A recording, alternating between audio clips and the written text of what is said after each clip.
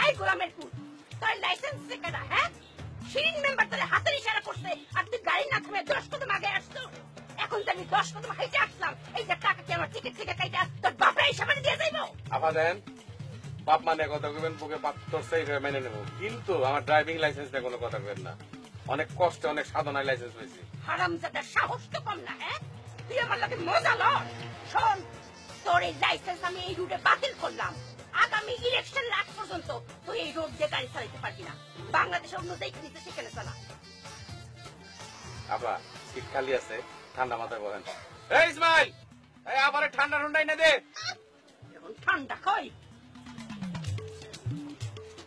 এই সেলিম, সামনে আসো তো দেখি। আসো।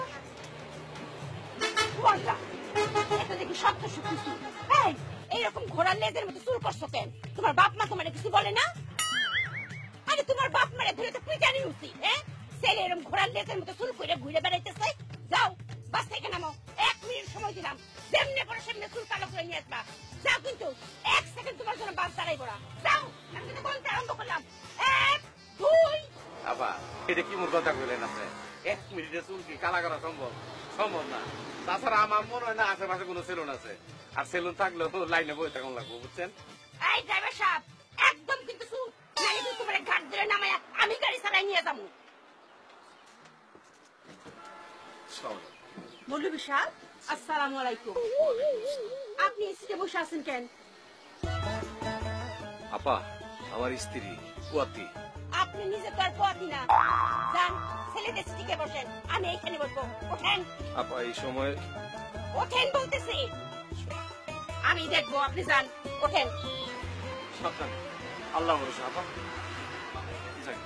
ওয়ালাইকুম সালাম। দেখে রাখেন।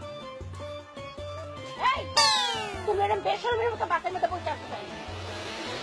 লাশ শরম নাই, লাশ শরম এই দুনিয়া থেকে উঠে গেছে।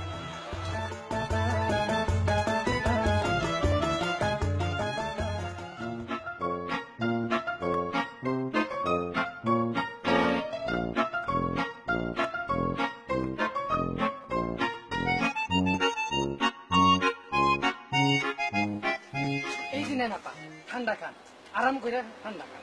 ঠান্ডা আছে তো? ঠান্ডা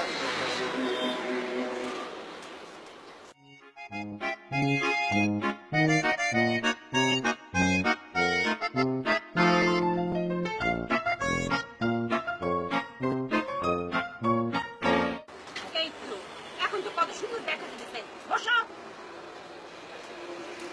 এই লাইসেন্স বাতিল হওয়ার ড্রাইভার, গাড়ি চালাও। আরে বসো তুমি।